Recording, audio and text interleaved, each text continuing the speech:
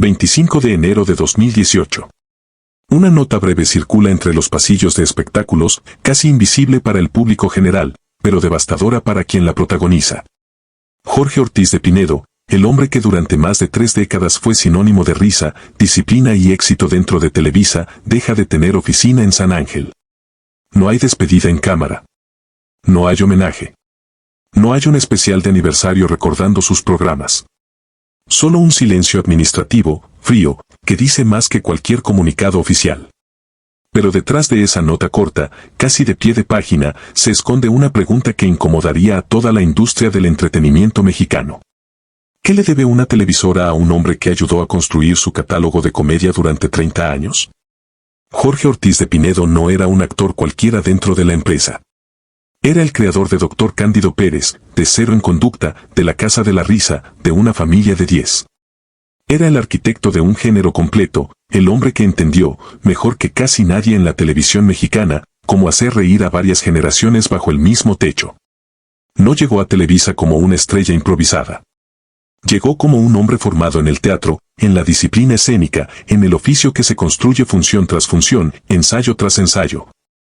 Hasta que la risa del público deja de ser casualidad y se convierte en ciencia exacta. Hoy vas a descubrir 3 heridas que cambian la forma de mirar esta historia. Primero, los 30 años de entrega absoluta que Jorge Ortiz de Pinedo le dio a una empresa que terminó por no reconocer ese tiempo cuando llegó el momento de cerrar la relación. Segundo, la demanda que tuvo que interponer contra Televisa, el gigante que él mismo ayudó a sostener con audiencias millonarias durante décadas. Y tercero, la grieta silenciosa que esa salida abrió dentro de su propia familia, porque mientras él peleaba por sus condiciones, sus hijos Pedro y Óscar seguían trabajando ahí adentro. Atrapados entre 2 lealtades imposibles de sostener al mismo tiempo. Pero antes de entender la traición, hay que regresar al origen. Hay que volver al momento en que un joven actor entendió que la comedia no era un accidente, sino una guerra de precisión, y que esa guerra le abriría las puertas de la televisora más poderosa de habla hispana. 26 de marzo de 1948, Ciudad de México. Jorge Ortiz de Pinedo Payás nace dentro de una familia donde el arte no era una opción, era un destino heredado. Su padre, Óscar Ortiz de Pinedo, actor cubano formado en la disciplina escénica clásica. Su madre, Lupita Payás, mexicana, también ligada al mundo de las artes escénicas. Hermanos, tíos, primos, todos orbitando alrededor del teatro, la música, la escritura, la dirección de escena. Piensa en eso un momento. Un niño que crece escuchando diálogos ensayados en la sala de su casa, que aprende a medir el silencio antes de un chiste, que entiende, casi por instinto, que hacer reír a un público no es un don mágico.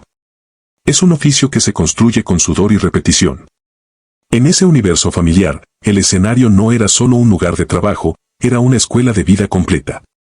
La disciplina del ensayo, la exigencia de la puntualidad, el respeto sagrado por el público que paga un boleto y espera, a cambio, sentir algo verdadero. Jorge creció absorbiendo esa filosofía, sin saber todavía que algún día construiría, con sus propias manos, uno de los catálogos de comedia más exitosos de la televisión mexicana, ni que ese mismo imperio terminaría dándole la espalda 30 años después. Jorge Ortiz de Pinedo comenzó su camino en el teatro mexicano construyendo una carrera sólida lejos de cualquier atajo televisivo. Participó en decenas de obras antes de que su nombre significara algo para el gran público. Aprendió, función tras función, que el timín de un chiste se mide en fracciones de segundo, que la comedia no perdona la improvisación vaga, que cada gesto, cada pausa, cada mirada hacia el público debe estar calculada con precisión quirúrgica. Mientras otros actores de su generación buscaban el camino rápido hacia la fama, él se quedó en el oficio, convencido de que la risa verdadera solo nace del trabajo silencioso. Cuando finalmente llegó a la televisión, no llegó como un improvisado. Llegó como un hombre que entendía la estructura de un chiste mejor que la mayoría de los productores que lo rodeaban. Y eso lo convirtió, casi de inmediato, en algo más que un actor. Se convirtió en creador. En la década de los 80, Televisa descubrió que Jorge no solo sabía actuar comedia, sabía construirla desde cero. Ahí nació Dr. Cándido Pérez, un programa que retrataba con humor ácido y entrañable la vida de un médico en un consultorio popular. El público se identificó de inmediato. La fórmula funcionó. Y Televisa entendió que tenía entre sus filas a alguien capaz de generar audiencias masivas sin depender de melodramas ni telenovelas. Después llegó Cero en Conducta, ambientado en un salón de clases, con esa mezcla perfecta entre nostalgia escolar y comedia costumbrista que conectaba con varias generaciones al mismo tiempo. Los abuelos recordaban su propia infancia, los padres reían con la actuación, los niños se identificaban con los personajes. Era comedia familiar en el sentido más literal de la palabra. 3 generaciones sentadas frente a la misma pantalla, riendo de lo mismo, al mismo tiempo. Pocas fórmulas en la historia de la televisión mexicana lograron ese efecto unificador. Piensa en eso un momento. Mientras otros productores luchaban por mantener un programa con éxito durante 2 o 3 temporadas, Jorge Ortiz de Pinedo estaba construyendo una maquinaria capaz de sostenerse durante décadas. La Casa de la Risa, hasta que la muerte los separe, juntos pero no revueltos, cada concepto nuevo era una apuesta calculada, y casi todas esas apuestas terminaban ganando. Para Televisa, Jorge dejó de ser solamente un actor contratado.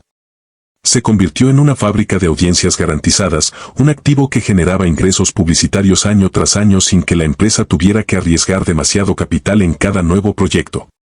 Y entonces, en algún momento de los años 90, llegó la idea que terminaría definiendo su legado completo. Una familia mexicana de clase trabajadora, encabezada por un personaje entrañable, torpe, generoso, contradictorio, capaz de hacer reír y de conmover en el mismo capítulo. Así nació Una familia de 10, el proyecto que terminaría convirtiéndose en el pilar más importante de su carrera, en el programa que lo acompañaría durante más de 15 años ininterrumpidos. En el símbolo absoluto de lo que Jorge Ortiz de Pinedo representaba para la televisión mexicana. Lo que nadie imaginaba entonces, mientras los ratings subían y los contratos se renovaban casi de forma automática, era que esa misma relación de 3 décadas, construida con tanto esfuerzo, terminaría rompiéndose con la frialdad de un documento legal. Pero antes de llegar ahí, había que entender primero cuánto significaba Una familia de 10, no solo para el público, sino para la propia identidad artística de Jorge Ortiz de Pinedo. Una familia de 10 no era solamente un programa más dentro del catálogo de comedia de Televisa. Era, en términos prácticos, la columna vertebral de toda una época televisiva. Año tras año, temporada tras temporada, el público mexicano sintonizaba para ver a Plácido López Turrubiates enfrentar las mismas contradicciones humanas que enfrentaba cualquier padre de familia real. El dinero que no alcanza, los hijos que crecen demasiado rápido, las decisiones equivocadas que se intentan corregir con amor torpe pero genuino. Jorge Ortiz de Pinedo no solo interpretaba ese personaje, lo había concebido, lo había moldeado, lo había convertido en un espejo costumbrista de la familia mexicana promedio. Para Televisa, ese programa representaba algo invaluable, ingresos publicitarios estables, una audiencia fiel que no dependía de modas pasajeras. Un producto exportable a Estados Unidos y Latinoamérica a través de Univisión, una garantía de rating en horarios donde otros programas fracasaban. Y para sostener todo eso, Jorge no solo actuaba. Producía, dirigía, supervisaba guiones, entrenaba al elenco joven, cuidaba cada detalle de un engranaje que parecía funcionar solo, pero que en realidad dependía completamente de su criterio y su disciplina. Piensa en eso un momento.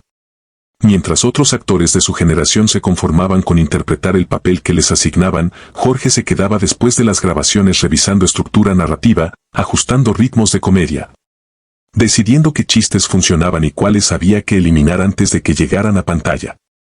Esa entrega no era ocasional. Era una rutina sostenida durante más de 3 décadas, sin pausas largas, sin descansos prolongados, sin la garantía de que algún día esa dedicación sería reconocida de la misma manera en que él la entregaba. Y aquí aparece el primer dato que cambia la forma de leer toda esta historia.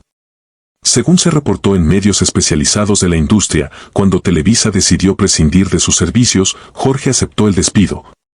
Pero no aceptó las condiciones económicas con las que la empresa pretendía cerrar una relación de 30 años. No se trataba de un capricho ni de una negociación menor. Se trataba de la diferencia entre lo que una empresa considera suficiente para cerrar 3 décadas de trabajo y lo que un hombre que ayudó a construir parte de la identidad cómica de esa empresa considera justo después de haber entregado su vida profesional completa a esa relación laboral. 30 años no son un número abstracto. Son miles de horas de grabación, cientos de guiones revisados, generaciones completas de actores formados bajo su tutela. Decenas de millones de espectadores que crecieron viendo sus programas como parte natural de su infancia y su vida familiar. Y todo ese capital simbólico, todo ese valor acumulado durante tanto tiempo, terminó reducido a una negociación fría sobre cifras, cláusulas y condiciones de salida que, según trascendió, ninguna de las dos partes lograba acordar con facilidad. Lo que siguió después no fue un escándalo mediático con declaraciones explosivas en cada programa de espectáculos. Fue algo más silencioso, más burocrático, más triste en cierto sentido. Una demanda. El mismo hombre que había llenado pantallas con risas familiares durante generaciones, ahora tenía que sentarse frente a abogados, presentar documentos, exigir por la vía legal lo que consideraba justo después de toda una vida de entrega. Y mientras eso ocurría puertas adentro de oficinas legales, la televisora seguía transmitiendo una familia de 10 como si nada hubiera pasado, como si el hombre que le dio vida a esa familia ficticia no estuviera, al mismo tiempo, peleando por la dignidad de su propia salida.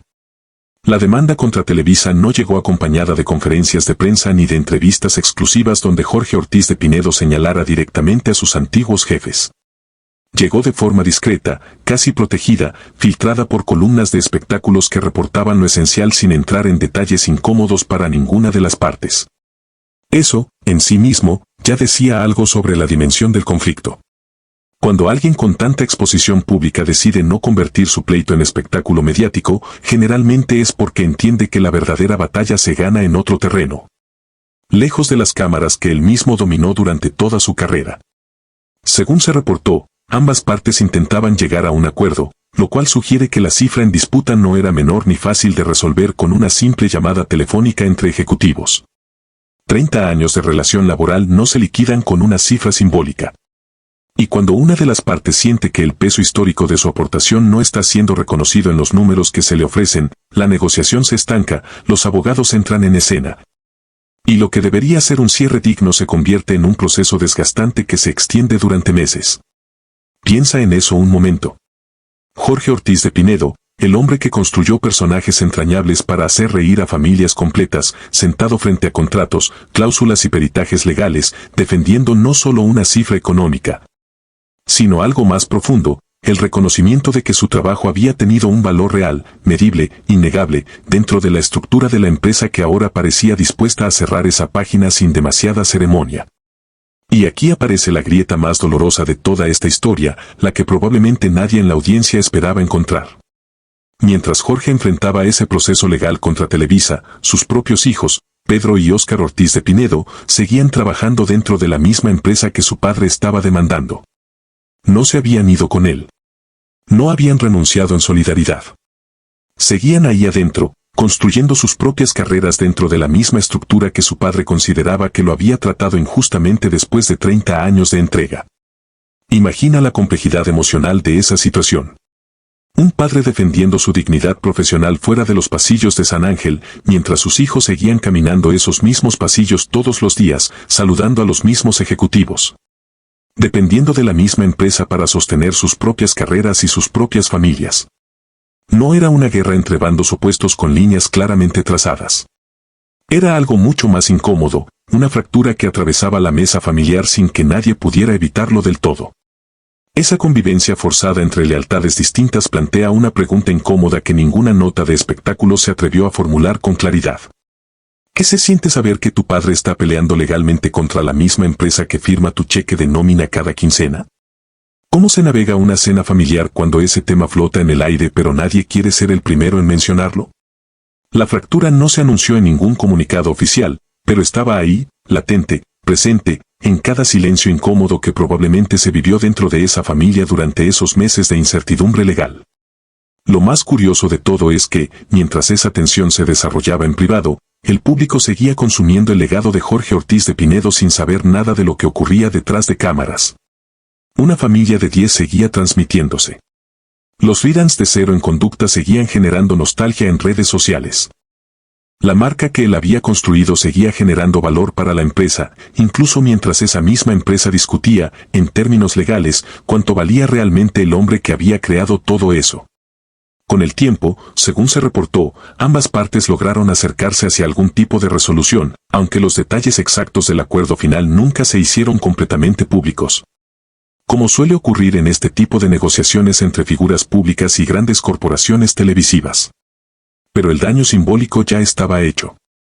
El mensaje implícito había quedado claro para toda la industria del entretenimiento mexicano: ni 30 años de éxito garantizado, ni un catálogo completo de programas exitosos, ni la construcción de un género entero de comedia familiar garantizan un trato digno cuando la relación laboral llega a su fin. Jorge Ortiz de Pinedo salió de Televisa sin oficina, sin el reconocimiento institucional que 30 años de trabajo deberían haber garantizado, pero salió con algo que ninguna negociación legal podía quitarle: el legado cultural de haber creado programas que definieron la infancia y la convivencia familiar de varias generaciones de mexicanos. Sin embargo, ese legado, por más sólido que fuera en la memoria colectiva, no se traducía automáticamente en condiciones justas dentro de un documento legal redactado por departamentos jurídicos corporativos. Lo que vino después de esa salida no fue silencio ni retiro discreto. Jorge encontró otra batalla, distinta en forma pero curiosamente similar en fondo, una batalla relacionada con la dignidad de los actores veteranos mexicanos, con el reconocimiento que la industria les debe después de toda una vida de entrega. Como presidente del patronato de la Casa del Actor, comenzó a denunciar públicamente el abandono institucional que sufrían los artistas de la tercera edad por parte de la Asociación Nacional de Actores, la ANDA, exigiendo que se cumplieran compromisos económicos que, según él, llevaban años sin respetarse. Piensa en eso un momento.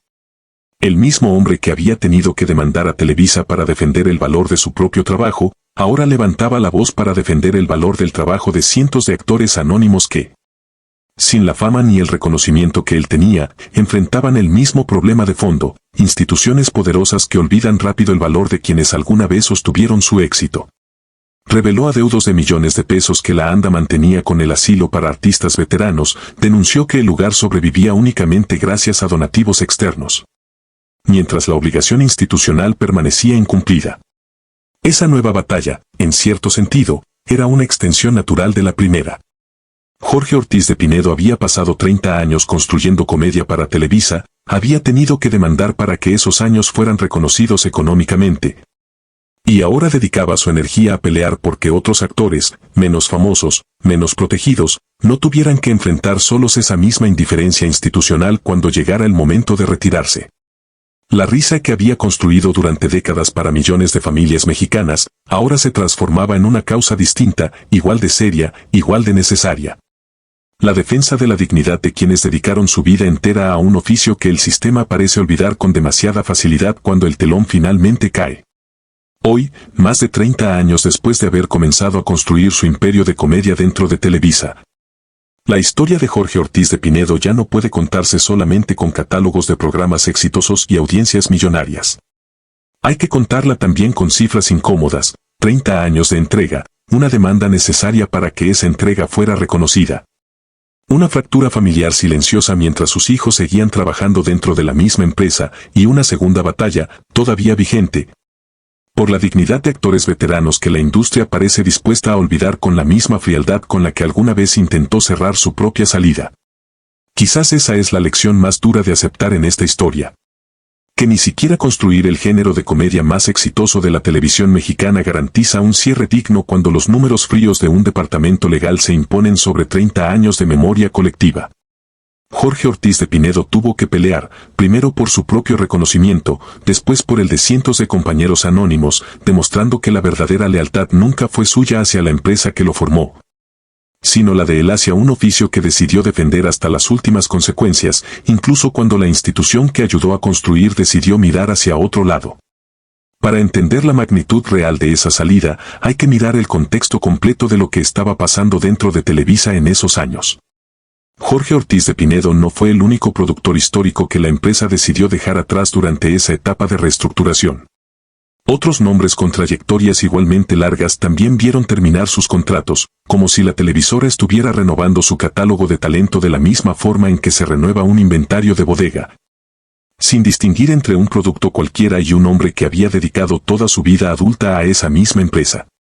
Eso no consolaba a nadie, pero sí explicaba algo importante: la salida de Jorge no fue un caso aislado de mala suerte personal.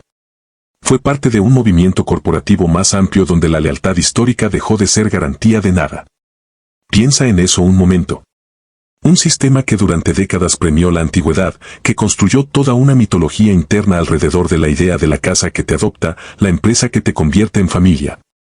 De pronto empezó a tratar esas mismas décadas de servicio como una variable contable más, sujeta a recortes, ajustes de presupuesto y decisiones tomadas en juntas directivas donde nadie había estado presente cuando Jorge grababa su primer episodio de Dr. Cándido Pérez. La nostalgia del público no se traduce automáticamente en protección laboral. El cariño de millones de espectadores no aparece en ningún balance financiero corporativo. Y mientras todo esto ocurría en el terreno legal y administrativo, había una dimensión todavía más íntima que merece atención. Jorge Ortiz de Pinedo no solo perdía un trabajo. Perdía el espacio físico donde había construido una identidad completa durante más de media vida. La oficina en San Ángel no era solamente un escritorio y una computadora. Era el lugar donde se habían escrito los primeros borradores de una familia de 10, donde se habían tomado decisiones de casting que definirían carreras enteras.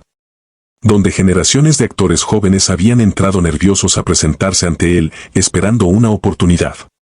Perder ese espacio significaba, en cierto sentido, perder el escenario físico de toda una vida profesional.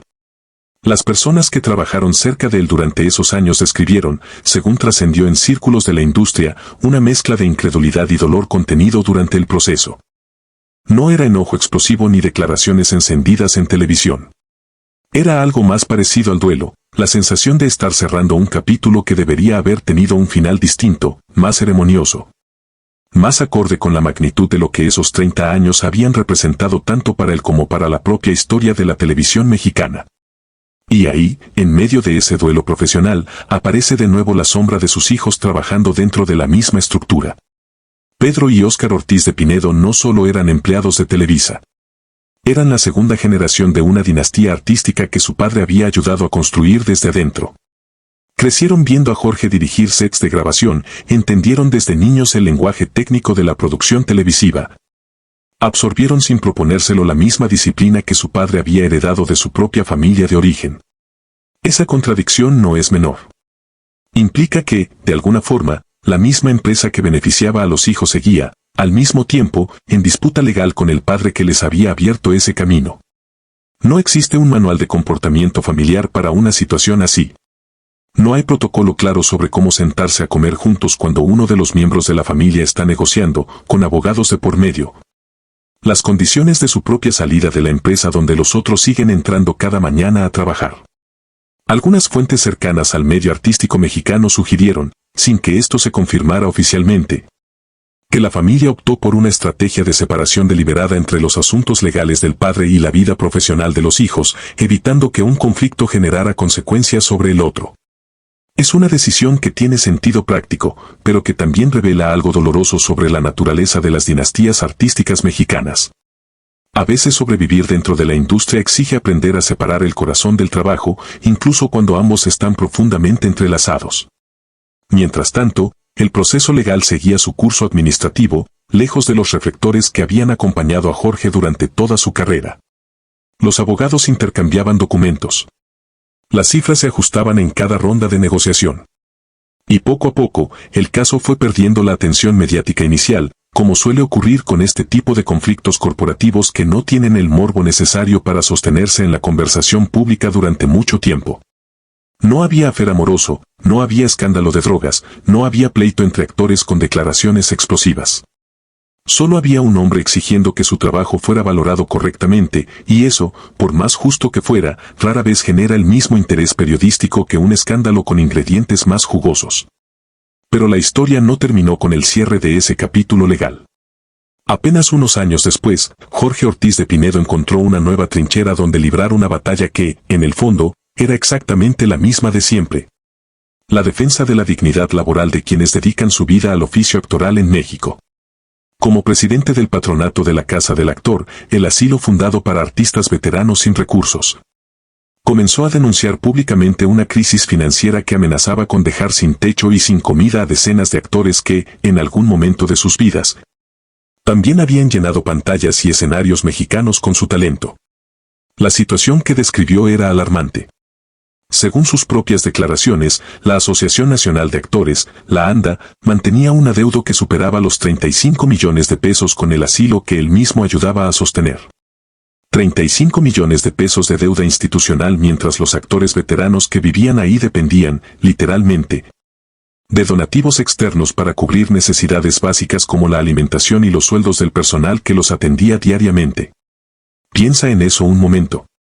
El mismo hombre que había tenido que demandar a una televisora para que sus 30 años de trabajo fueran reconocidos económicamente, ahora denunciaba públicamente que otra institución, la que en teoría debía proteger a todos los actores mexicanos sin excepción, estaba fallando de la misma manera, pero a una escala todavía más grave. Porque las víctimas en este caso no eran productores exitosos con recursos propios para sostener una demanda legal. Eran actores de edad avanzada, muchos de ellos olvidados por el público, sin capacidad económica para defenderse por su propia cuenta. El conflicto escaló cuando Jorge señaló directamente a Jesús Ochoa, entonces secretario general de la ANDA, como uno de los principales responsables de los daños financieros que enfrentaba la asociación. Las acusaciones cruzadas no se quedaron en privado. Se trasladaron a entrevistas públicas, a declaraciones en medios de espectáculos, a un choque institucional que exponía, frente a toda la industria del entretenimiento mexicano, una crisis que llevaba años escondida bajo la superficie de comunicados oficiales y discursos de unidad gremial que en la práctica no se traducían en ayuda real para quienes más la necesitaban. Jorge Ortiz de Pinedo no se quedó callado ante las versiones que intentaban minimizar el problema.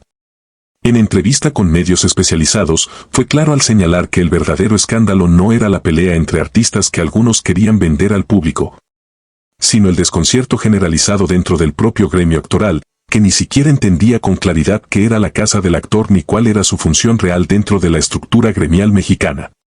Negó tajantemente las acusaciones de mal manejo de recursos que la ANDA intentaba colocar sobre la institución que él presidía. Y fue enfático en señalar que quienes trabajaban dentro del patronato lo hacían sin recibir un solo peso de sueldo, por puro compromiso con la causa. Con el tiempo, y tras varios cambios en la dirigencia de la ANDA, Jorge encontró un motivo de esperanza renovada. La asociación anunció que contaría con un fondo cercano a los 100 millones de pesos, y él insistió públicamente en que una parte significativa de ese dinero, los 35 millones correspondientes específicamente al asilo, debía destinarse de forma inmediata para garantizar la operatividad del lugar a largo plazo. Mientras esa resolución llegaba, la Casa del Actor organizó eventos de recaudación, fiestas con causa donde figuras reconocidas del medio artístico mexicano se sumaban para ayudar a sostener, aunque fuera de manera temporal, el funcionamiento del asilo. Resulta revelador observar el paralelismo entre ambas batallas que definieron esta etapa de la vida de Jorge Ortiz de Pinedo. En la primera, un hombre exigiendo justicia económica para sí mismo después de 30 años de trabajo entregados a una empresa que decidió no valorarlos correctamente al momento de cerrar esa relación. En la segunda, el mismo hombre exigiendo justicia económica para cientos de compañeros anónimos, actores sin la fama ni los recursos que él había logrado acumular durante su propia carrera, pero con exactamente la misma necesidad de ser tratados con dignidad después de toda una vida dedicada al oficio actoral mexicano. Esa coherencia entre ambas luchas dice algo importante sobre el verdadero legado de Jorge Ortiz de Pinedo, uno que va mucho más allá de los programas de comedia que lo hicieron famoso. Construyó personajes que hicieron reír a generaciones completas de familias mexicanas, sí, pero también se convirtió, casi sin buscarlo deliberadamente, en una voz incómoda dentro de una industria que prefiere mirar hacia otro lado cuando se trata de reconocer el valor real del trabajo actoral a largo plazo. No fue la televisora la única institución que tuvo que enfrentar sus reclamos. Fue también el propio gremio actoral, la asociación que en teoría debía protegerlo a él y a todos sus colegas por igual. Hoy, mientras una familia de 10 sigue transmitiéndose en repeticiones y plataformas digitales, generando todavía valor publicitario para la empresa que alguna vez decidió cerrar esa relación laboral sin la ceremonia que 30 años de trabajo deberían haber merecido. Jorge Ortiz de Pinedo continúa al frente de su batalla más reciente, defendiendo el derecho de los actores veteranos mexicanos a envejecer con dignidad, sin depender únicamente de la caridad pública para cubrir necesidades que debieron haber sido garantizadas institucionalmente desde hace mucho tiempo. Quizás la lección final de esta historia no tiene que ver únicamente con contratos, demandas o cifras en disputa. Tiene que ver con una pregunta más profunda sobre el verdadero costo de la lealtad dentro de una industria que celebra la nostalgia mientras olvida sistemáticamente a quienes la hicieron posible. Jorge Ortiz de Pinedo le dio 30 años de su vida profesional a Televisa, construyó un género entero de comedia familiar que definió la memoria colectiva de varias generaciones y al final tuvo que pelear. Primero por sí mismo y después por otros, para que esos años significaran algo más que simples cifras en un balance corporativo. Esa pelea, silenciosa pero constante, quizás sea el verdadero monumento a una carrera que nunca dejó de tratarse, en el fondo, sobre la dignidad del trabajo bien hecho.